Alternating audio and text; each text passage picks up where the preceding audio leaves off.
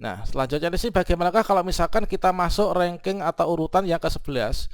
Kalau misalkan kita masuk ke ranking yang ke-11, tentunya di sini kita nggak bisa ditempatkan, teman. Baiklah, assalamualaikum warahmatullahi wabarakatuh. Sobat-sobat calon guru, selamat datang di channel calon guru.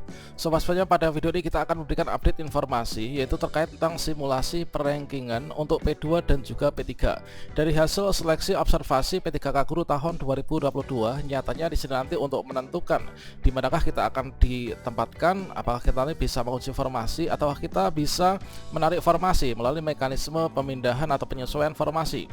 Nyatanya di sini nanti akan ada yaitu daftar nama yang lulus ya, dan juga di sini dalam bentuk form Excel yang mana setelah dilakukan penilaian observasi serta pembobotan dari dinas dan juga BKPSDM akan muncul yaitu peringkat ya atau perankingan, yang mana disitulah nanti yang sangat menentukan untuk kita itu bisa mengisi formasi sesuai dengan sisa formasi atau kuota yang tersedia pada masing-masing Pemda. Selanjutnya bagaimanakah kira-kira untuk penentu kelulusan prioritas 2 dan juga prioritas ketiga, apakah penempatannya bisa di sekolah Indo ataupun juga non-Indo. Silahkan simak video ini sampai selesai. Namun sebelum kita lanjutkan, perlu saya ingatkan, bagi teman-teman yang mungkin baru pertama kali menemukan channel ini, silakan klik tombol subscribe-nya dan aktifkan notifikasi loncengnya, sehingga nanti jika ada update video terbaru, teman-teman tidak akan ketinggalan informasi. Baiklah sobat-sobatnya, untuk yang bisa melihat nilai ataupun juga mengecek ya pada bagian nilai ini, tentunya juga bisa dicek pada aplikasi Simberland kesesuaian untuk seleksi guru ASN P3K 2022. Yang mana pada bagian ini, nah di sini muncul yaitu pada bagian daftar nilai. Nah, untuk daftar nilai, kemudian pada bagian ini menunjukkan untuk lokasi observasi ya. Ini adalah untuk lokasi observasi. Kemudian untuk satuan penilaiannya yaitu status penilaian. Ini adalah untuk pengawas, kemudian kepala sekolah, kemudian guru senior. Selanjutnya di sini menghasilkanlah yaitu nilai kompetensi ya. Ini nilai kompetensi. Kemudian setelah itu dilakukan pembobotan. Nah, pembobotan nilai kinerja. Inilah untuk daftar nilai kinerja, kemudian bobot dari dinas pendidikan, kemudian bobot dari BKPSDM. Kemudian di sini muncul yaitu nilai akhir kinerja, sehingga di sini untuk nilai akhir, nah nilai akhir ini adalah A ditambah dengan B, teman-teman. Yaitu A ditambah dengan B, ini adalah nanti muncul yaitu nilai akhir.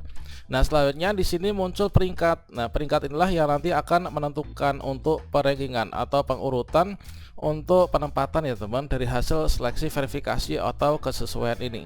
Sehingga di sini dari ada tombol yaitu tombol unduh Excel.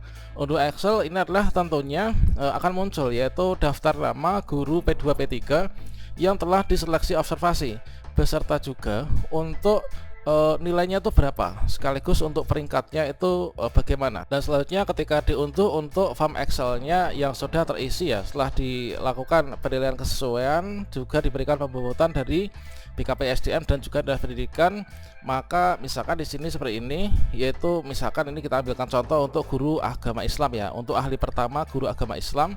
Nah, untuk jabatannya, kemudian ini adalah nama pelamar. Jadi nama pelamar atau nama guru P2 dan juga P3. Dan selanjutnya di sini, jadi untuk kolom pertama berisi nama-nama pelamar, kemudian berdasarkan dari nicknya, kemudian untuk status prioritasnya, kemudian lokasi observasinya ini berada di mana, kemudian untuk jabatannya ini jabatan apa, kemudian untuk pengawas ini apakah sudah menilai atau belum, kemudian kepala sekolah, kemudian juga guru senior. Nah, selanjutnya dari daftar nama di sini adalah untuk jenjang jabatan yang sama, teman-teman. Kemudian status prioritasnya ini dikategorikan seperti ini. Kemudian di sini dari observer pengawas ini adalah namanya siapa.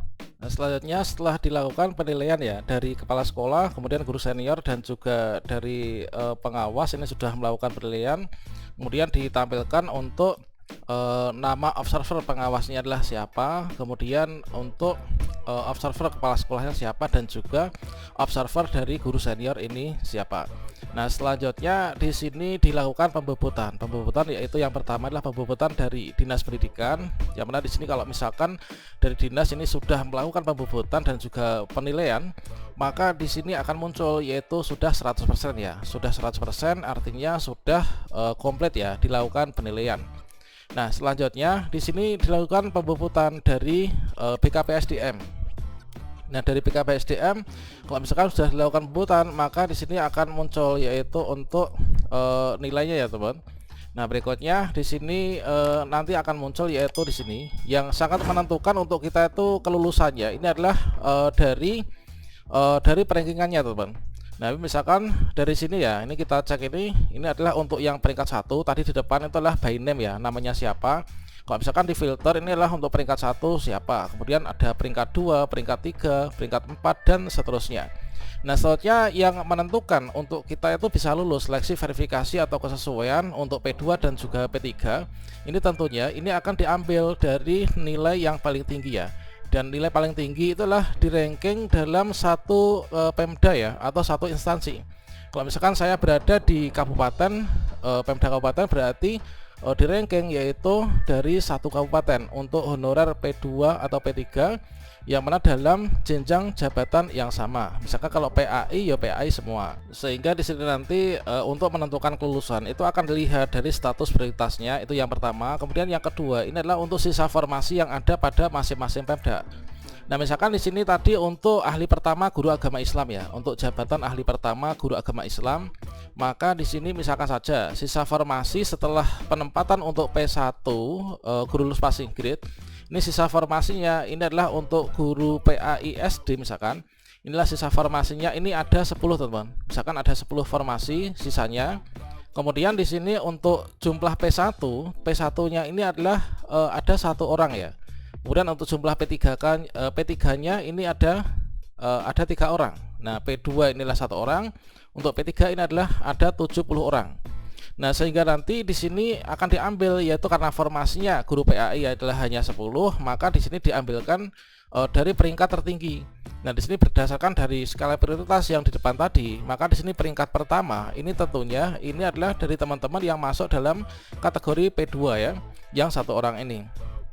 Sehingga di sini karena sisa formasinya ini hanya ada 10 saja, maka di sini diambil peringkat 1 sampai dengan peringkat 10 teman. Jadi yang akan menempati formasi ini adalah yang mendapatkan peringkat 1 sampai dengan peringkat ke-10. Jelas di sini untuk yang 1 ya. Ini untuk formasi pertama ini adalah untuk yang P2 dan sisanya adalah untuk P3. Dikarenakan untuk jumlah P2-nya cuma 1, jadi diberikan untuk P3K. Untuk P3-nya. Nah, selanjutnya di sini bagaimanakah kalau misalkan kita masuk ranking atau urutan yang ke-11? Kalau misalkan kita masuk ke ranking yang ke-11, tentunya di sini kita nggak bisa ditempatkan teman, nggak bisa ditempatkan ya, dikarenakan kita kalah perankingan seperti itu. Nah, jadi kalau misalkan teman-teman selama ini bertanya, kalau misalkan di sekolah induk saya itu ada formasi, saya statusnya adalah P3, saya guru induk di sana, apakah saya otomatis akan ditempatkan di sana? Bisa jadi teman-teman ditempatkan di sana, asalkan untuk kuota formasi di Pemdanya teman-teman ini adalah memenuhi ya. Nah, kalau misalkan di daerah saya ini adalah saya telah mengkonfirmasi bahwa untuk formasinya ini berlebih, sehingga untuk P3 ini semuanya sepertinya ini nanti akan bisa diangkat ya, entah itu di sekolah induk maupun juga di sekolah non induk teman. Nah, jadi perankingan adalah seperti itu. Ini sama halnya dengan untuk formasi jabatan-jabatan yang lain. Misalkan guru kelas ya, guru kelas ini sisa formasi ada 20, jumlah P2-nya ada sekian, jumlah P3 sekian, otomatis nanti akan diambil yaitu 20 saja di ranking. Yang pertama adalah 2 orang ini akan menempati, ini berdasarkan urutan prioritas. Kemudian untuk yang sisanya yang 18 diambilkan dari 200 peserta P3 ini. Tentunya diambil dari perankingan nilai yang paling tinggi seperti ini teman-teman.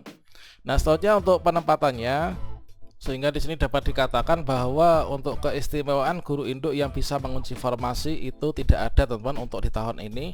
Dikarenakan seperti halnya di sini ilustrasinya, kalau misalkan saja ini adalah untuk guru yang sekolah C dan D ini menjadi pemenang atau mendapatkan peringkat tertinggi, maka formasi dari sekolah A dan B inilah yang akan dipindahkan ya, akan dipindahkan ke sekolah C dan juga sekolah D. Dengan catatan inilah untuk jenjang jabatan yang sama. Nah, selanjutnya di sini sesuai dengan juknis di bagian bab keempat, bagian B 3J, ini adalah jika memang di sekolah kita itu nggak ada formasi, misalkan di sini peserta untuk yang di sekolah C ya, peserta kedua ini adalah misalkan dia itu menjadi pemenang, maka di sini kalau misalkan kondisinya berlebih, maka formasi dari yang nilai ranking yang lebih rendah inilah yang akan dipindahkan. Kemudian guru pemenang ini akan ditempatkan pada sekolah tersebut. Kalau misalkan di sini kita nggak bisa ditempatkan di manapun, maka di sini kalau misalkan kita mau narik formasi, terjadi kelebihan guru, maka yang jadi pemenang inilah untuk peringkat kedua.